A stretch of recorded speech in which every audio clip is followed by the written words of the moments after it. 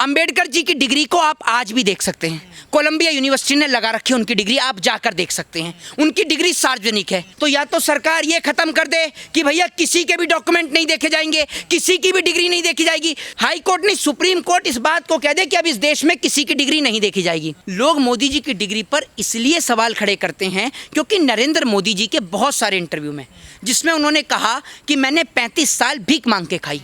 अगर कोई आदमी 35 साल भीख मांग के खा रहा है तो कॉलेज कब गया? फिर नरेंद्र मोदी जी अपने एक इंटरव्यू में ये कहते हुए नजर आते हैं, ज़्यादा पढ़ा लिखा हूँ नहीं। तो कौन सी बात पर मोदी की यकीन करें? दिल्ली यूनिवर्सिटी को तो गर्व होना चाहिए।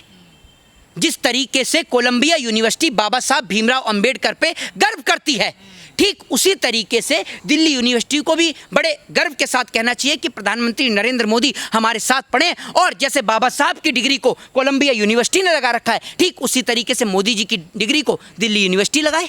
देखिए, सबसे पहली बात तो ये है कि फर्जी डिग्री के मामले में, ठीक है, बहुत सारे नेता जेल तक होकर आए हैं। चाहे वो आम आदमी पार्टी के हों, चाहे कांग्रेस के हों, उनकी सदस्यता तक उनसे छीनी गई है। तो सबसे बड़ा सवाल ये है कि प्रधानमंत्री मोदी किसी प्राइवेट मल्टीनेशनल कंपनी में तो काम करते नहीं है कि मोदी जी से कोई उनकी डिग्री नहीं मान सकता।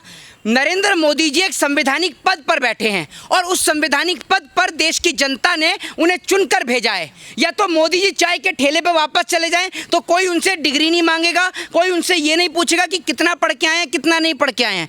लेकिन अगर मोदी जी देश के प्रधानमंत्री हैं, फर्जी डिग्री के मामले में अगर देश के कई नेताओं की संसद की सदस्यता गई, अगर वो जेल का रास्ता देख कर आए, चाहे वो आम आदमी पार्टी के हों, चाहे समाजवादी पार्टी के हों, चाहे कांग्रेस के हों, सब नेता जेल होकर भी आए हैं और उनकी सदस्यता भी गई है। तो प्रधानमंत्री नरेंद्र मोदी को अपनी डिग्री दिखाने में आपत्ति क्या है? पहला सवाल ये।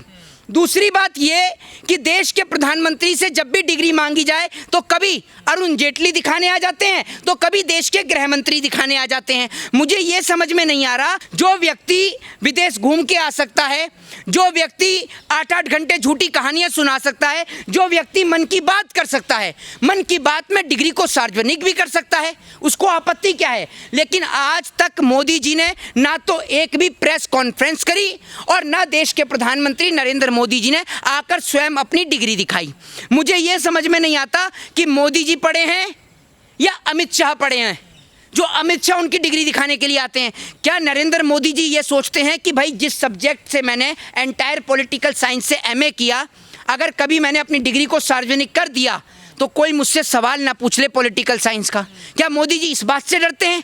क्या मोदी जी की डिग्री हकीकत में फर्जी है? बहुत सारे सवाल जनता की आंखों में है भाई। जनता के सवालों का प्रधानमंत्री को जवाब देना चाहिए। प्रधानमंत्री जोर क्यों दे रहा है डिग्री पे? उनकी योग्यता देखिए ना, आप लोग इतना डिग्री पर क्यों जोर दे रहे हैं? एक बात आप मुझे बताइए, मैंने पहले भी कहा और दोबारा इस बात को रिपीट करूंगा, जब डिग्री के मामले में कई नेताओं की सदस्यता जा सकती है, डिग्री के मामले में जेल भी जा सकते हैं। आजम खान के बेटे के बारे में पता है ना आपको? तो मुझे आप एक सवाल का जवाब दे दीजिए, तो प्रधानमंत्री अपनी डिग्री क्यों नहीं दिखा रहे? दूसरी बात ये कि अगर मैं स्कूल पढ़ाऊं तो मेरे साथ का कोई तो मिलेगा पढ़ा हुआ, कॉलेज में पढ़ाऊं तो कॉलेज में मेरे साथ का तो कोई पढ़ा हुआ मिलेगा। आज तक नरेंद्र मोदी जी के साथ का कोई क्लासमेट, कोई बैचमेट ही नहीं मिला, इनके हाथ से चाय पीने वाला नहीं मिला। बांग्लादेश की लड़ाई में गए तो वहां इनके साथ जाने वाला कोई नहीं मिला। क्या ऐसा क्या है कि मोदी जी अमर संजीवनी पी के आए हैं? मोदी जी के साथ का जब कोई नहीं मिलता तो सवाल खड़े होते हैं। दूसरी बड़ी बात ये देखिए, डॉक्टर बाबा साहब भीमराव अंबेडकर हैं। अंबेडकर जी की डिग्री को आप आज भी देख सकते हैं। कोलंबिया यूनिवर्सिटी ने लगा रखी है उनकी डिग्री, आप जाकर देख सकते हैं। उनकी डिग्री सार्वजनिक है। और भी बहुत सारे नेता हैं जो बड़ी बड़ी यूनिवर्सिटी, बड़े बड़े कॉलेजेस से पढ़कर आए, उनकी भी डिग्री को सार्वजनिक कर रखा है। तो मुझे ये समझ में नहीं आती कि मोदी की डिग्री हो गई या क्या हो गया कि उसको दिखा नहीं सकते हैं। मोदी जी की डिग्री में कोई अगर दिक्कत नहीं होती तो मोदी जी डिग्री अब तक दिखा चुके होते, ये भी मैं आपको बता दूं। जिस तरीके से एक फिल्म आई थी ना, उस फिल्म में राजा की जान तोते के अंदर थी। मोदी जी की दान दो जगह अटकी हुई है, एक तरफ मशीन में तो दूसरी तरफ डिग्री में। ये आप समझ लीजिए, क्योंकि जो प्रधानमंत्री ठीक से टेलीप्रॉम्प्टर पर देखकर पढ़ नहीं सकता, जो प्रधानमंत्री इंग्लिश में ठीक से बात नहीं कर सकता, वो प्रधानमंत्री एंटायर पॉलिटिकल साइंस से एमए कैसे कर सकता है? ये सबसे बड़ा सवाल है। और मोदी जी आज तक अपनी डिग्री लेकर खुद क्यों नहीं आते? और दूसरी सबसे बड़ी बात ये है कि अगर हम कहीं पर भी नौकरी भी करने के लिए जाते हैं तो वहाँ पर जब हम एग्ज़ाम जो है वो अपना एग्ज़ाम फिल करते हैं और एग्ज़ाम को जब हम क्लियर कर लेते हैं तो वहाँ पर हमारे ओरिजिनल डॉक्यूमेंट लगते हैं नहीं लगते हैं। तो या तो सरकार ये ख़त्म कर दे कि भैया किसी के भी डॉक्यूमेंट नहीं देखे जाएंगे, किसी की भी डिग्री नहीं देखी जाएगी। हाई कोर्ट नहीं, सुप्रीम कोर्ट इस बात को कह दे कि अब इस देश में किसी की डिग्री नहीं देखी जाएगी, क्योंकि इस देश का संविधान सबको इक्वल राइट देता है। तो आपका क्या अधिकार है फिर आप और नेताओं की तो डिग्री चेक कर रहे हैं लेकिन मोदी से उनकी डिग्री नहीं मांग रहे? क्यों नहीं मांग रहे? सबके लिए एक जैसा नियम लागू करो ना आप। सबके लिए भाई नियम कैसे लोगों के लिए अलग अलग हो सकते हैं? सबके लिए एक समान नियम आप लागू करो। क्यों नहीं करते आप? भाई प्रधानमंत्री खड़ा होकर झूठ बोलता है। आज तक जो प्रधानमंत्री इतने झूठ बोलता है कि इतना सच नहीं बोला होगा जितना मोदी झूठ बोल गया। अगर मोदी की बात सच्चाई होती तो आज हम मोदी से जो डिग्री। हाई कोर्ट ये कह रहा है कोई ये पब्लिक मामला तो है नहीं, उनकी निजता का मामला है, तो इसमें कुछ जरूरी भाई मैं आपसे ये कह रहा हूँ अगर निजता का मामला है तो प्रधानमंत्री नरेंद्र मोदी जी ने जो अब जब आप चुनाव लड़ने जाते हैं तो जो आप हलफनामा देते हैं, जो आप एफिडेविट देते हैं, आप उसमें लिखते हैं ना आपकी योग्यता क्या है, आपकी क्वालिफिकेशन क्या है, कि आप 10वीं पास हैं, 12वीं पास हैं, 5वीं फेल हैं। प्लस लोग मोदी जी की डिग्री पर इसलिए सवाल खड़े करते हैं क्योंकि नरेंद्र मोदी जी के बहुत सारे इंटरव्यू में जिसमें उन्होंने कहा कि मैंने 35 साल भीख मांग के खाई। अगर कोई आदमी 35 साल भीख मांग के खा रहा है तो कॉलेज कब गया? बुढ़ापे में कॉलेज गया है क्या? ये मुझे आप बता दीजिए। एक सवाल ये। फिर मोदी जी ने कहा कि मैंने बांग्लादेश के लिए लड़ाई लड़ी, ये दूसरा सवाल। तीसरा सवाल ये कि मोदी जी ने कहा कि मैंने स्टेशन पर चाय बेची, ये तीसरा सवाल। फिर नरेंद्र मोदी जी अपने एक इंटरव्यू में ये कहते हुए नजर आते हैं ज़्यादा पढ़ा लिखा हूँ नहीं। तो कौन सी बात पर मोदी की यकीन करें? उस बात पर यकीन करें जिस डिग्री को एंटायर पॉलिटिकल साइंस से एमए में दर्शाया जा रहा है, या उस बात पर यकीन करें जिसमें मोदी ये कहते हैं मैंने 35 साल भीख मांगी, बांग्लादेश की लड़ाई लड़ी? बताइए ना आप मुझे। और उसके बाद मोदी जी की कई तस्वीरें विदेश से भी सामने निकल कर आती हैं। सवाल ये भी खड़ा होता है क्या चुनाव लड़ने के लिए डिग्री जरूरी थोड़ा ही है? ऐसा तो संविधान नहीं। देखिए मैं आपसे ये कह रहा हूँ, देश का संविधान ये नहीं कहता कि आपको इस देश में चुनाव लड़ने के लिए किसी योग्यता की या क्वालिफिकेशन की जरूरत है। अगर आप अनपढ़ भी हैं तो भी आप इस देश में चुनाव लड़ सकते हैं। लेकिन आपके सर्टिफिकेट में, आपके एफिडेविट में ये लिखा होना और आपके नेताओं का एंटायर पॉलिटिकल साइंस में एमए की डिग्री को लेकर आना, ये दिखाता है कि आप पढ़े लिखे हैं। तो आप अपनी डिग्री सार्वजनिक क्यों नहीं कर रहे? और दिल्ली यूनिवर्सिटी को तो गर्व होना चाहिए। जिस तरीके से कोलंबिया यूनिवर्सिटी बाबा साहब भीमराव अंबेडकर पे गर्व करती है, ठीक उसी तरीके से दिल्ली यूनिवर्सिटी को भी बड़े गर्व के साथ कहना चाहिए कि प्रधानमंत्री नरेंद्र मोदी हमारे साथ पढ़े। और जैसे बाबा साहब की डिग्री को कोलंबिया यूनिवर्सिटी ने लगा रखा है, ठीक उसी तरीके से मोदी जी की डिग्री को दिल्ली यूनिवर्सिटी लगाए। हाँ जी, प्रधानमंत्री बने भाई उनके यहाँ से पढ़कर कोई व्यक्ति प्रधानमंत्री बनाए। अब एक छोटे से इंस्टीट्यूट का बच्चा अगर आईएएस ऑफिसर बन जाए या कमिश्नर बन जाए या फिर वो कोई ऑफिसर बन जाए तो वो इंस्टीट्यूट वाला उसकी फोटो लगा देता है, पूरा एडवर्टाइजमेंट कर देता है, बैनर लगा देता है। और हमारे देश के प्रधानमंत्री दिल्ली यूनिवर्सिटी से पढ़कर निकले हैं तो उनकी दिल्ली यूनिवर्सिटी पता नहीं क्यों नहीं डिग्री लगा रही। कुछ तो दाल में काला है। मुझे इस सवाल का जवाब दीजिए ना। कुछ तो हाई कोर्ट ने तो देखिए मना कर दिया, आप क्या सुप्रीम कोर्ट की तरफ जाना पड़ेगा?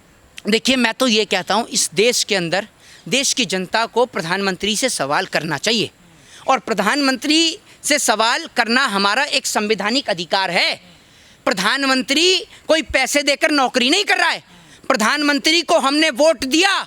डॉक्टर बाबा साहब के संविधान के अधिकार में लोगों को वोट डालने का सबसे बड़ा हक और अधिकार है, जो हमारा फंडामेंटल राइट है। उस अधिकार के तहत जब प्रधानमंत्री एक स्त्री को, एक महिला को सम्मान देना नहीं जानते तो लोग प्रधानमंत्री को क्यों सम्मान देने लगे? इस पद पर बहुत सारे प्रधानमंत्री बैठे जिन्हों का लोगों ने सम्मान किया, लेकिन वो व्यक्ति जो पद पर बैठकर दूसरे पद पर बैठे व्यक्ति का सम्मान नहीं करता, लोग उनका कैसे करें? जब प्रधानमंत्री सोनिया गांधी को ये कहते हैं कि कांग्रेस की विधवा कौन है, ये बताइए ना आप मुझे। वो भी तो एक संवैधानिक पद पर बैठी हुई हैं। भाई जब सदन में बैठी हैं तो एक संवैधानिक पद है। तो क्या आप चाहते हैं देश के गृह मंत्री बाबा साहब को ये कहते हैं कि भाई बाबा बाबा बाबा करते रहते हो? भाई आज मैं आपको एक व्यक्ति बता दूं, अगर आज की डेट में आपको कोई मार रहा है, पीट रहा है, कल को आप कोई अधिकारी बन गए ना तो सबसे पहले आप उसको उठाकर जेल के अंदर बंद करोगे, क्योंकि वो आपको मारता था, पीटता था। बाबा साहब भीमराव अंबेडकर को गाली देने वाले लोग एक बार उनको पढ़कर देखें कि वो व्यक्ति जिसने इस देश के संविधान को बनाया और वो व्यक्ति जिनके ऊपर कई साल से अत्याचार हुआ, पानी नहीं पीने दिया, उनको साथ बैठने नहीं दिया, जमीन पर बिठाया गया, शिक्षा से वंचित रखा गया। जब उस आदमी ने इस देश का संविधान लिखा तो किसी को भी छोटा बड़ा ऊंचा नीचा नहीं समझा, सबको एक समान हक और अधिकार दिए। अगर वोट डालने का अधिकार इस देश के नागरिकों को दिया तो सभी को दिया, शिक्षा का अधिकार दिया तो सभी को दिया, और किसी को भी उनके अधिकारों से वंचित नहीं रखा। तो आप जो व्यक्ति बाबा साहब को गाली देने का काम करते हैं ना, एक बार उनके बारे में पढ़कर देख लो। और आज तो लोग इस देश के अंदर सदन में जाने के लिए, लेकिन उस आदमी का कलेजा देखो कितना बड़ा है कि उसने अपना इस्तीफा थमा दिया, सिर्फ किस लिए? हिंदू कोड बिल को लेकर। तो आप उनके बारे में पढ़कर तो देखो। आप लोगों को अनपढ़, जाहिल और गवार बना दिया है। आप लोगों को ये दिखा दिया कि आरक्षण की वजह से आप लोगों को नौकरी नहीं मिल रही। अरे ये देखो, आपको पढ़ाया ही नहीं जा रहा और नौकरियां तो है ही नहीं, तो आपको मिलेंगी कहाँ से? जिनको आरक्षण है उनको ही कितनी नौकरी मिल गई, इस सवाल का जवाब दे दो। दूसरी बात ये कि अगर आप ये जो बात कर रहे हैं, आज भी जब आप और हम कहते हैं कि हम 21वीं सदी के भारत में रहते हैं, आज भी आए दिन ये घटना सुनने को मिलती है कि किसी एक शेड्यूल कास्ट के व्यक्ति को मंदिर में नहीं जाने दिया जाता तो वो मजार पर आकर बैठता है, जबरन धर्म परिवर्तित करने को मजबूर होता है। एक और तो आप ये कहते हैं कि एक हैं तो सेफ हैं, हम हिंदू राष्ट्र बनाएंगे। जब आप एक करने की बात करते हैं तो आप उनको हिंदुओं का नाम दे देते हैं, लेकिन वहीं आप उनको कहते हैं कि दलित हैं। ये हिंदू हैं या दलित हैं, मुझे आप ये बताइए। आप इनको जो बांटने का काम करते हो, आप इनको बांटकर सिर्फ इस देश को तोड़ने का काम करते हो। और ये बात मैं ही नहीं, पूरा देश जानता है कि आज अगर मुसलमान इस देश में नहीं होता तो आप इस देश के SC ST OBC को जीने ही नहीं देते। आप ऊंच नीच के नाम पर, जात पात के नाम पर, धर्म और मजहब के नाम पर उनको जीने ही नहीं देते। आप उनके ऊपर आज भी वही शोषण करते जो शोषण आज से कई साल पहले होता था। तो इसीलिए हम लोग, पूरा देश बाबा साहब के संविधान का सम्मान करता है। और मैं आपको एक चीज़ बता दूं, मैं ब्राह्मण, शूद्र, वैश्य, क्षत्रिय नहीं, मैं भारत देश का नागरिक हूं। और मैं बड़े गर्व के साथ कहता हूं कि इस देश के संविधान निर्माता बाबा साहब डॉक्टर भीमराव अंबेडकर मुझे भारतीय की परिकल्पना देके गए, मुझे भारतीय के नाम से संबोधित करके गए। और मैं बड़े गर्व के साथ कहता हूं, जब मैं विदेश की धरती पर जाता हूं तो वहां जाके मैं ये नहीं कहता कि मैं ब्राह्मण हूं, मैं शूद्र हूं, मैं वैश्य हूं, मैं क्षत्रिय हूं। मैं बड़े गर्व के साथ कहता हूं कि I proud to be Indian. मुझे गर्व है अपने आप को भारतीय कहते हुए। जय हिंद, जय संविधान।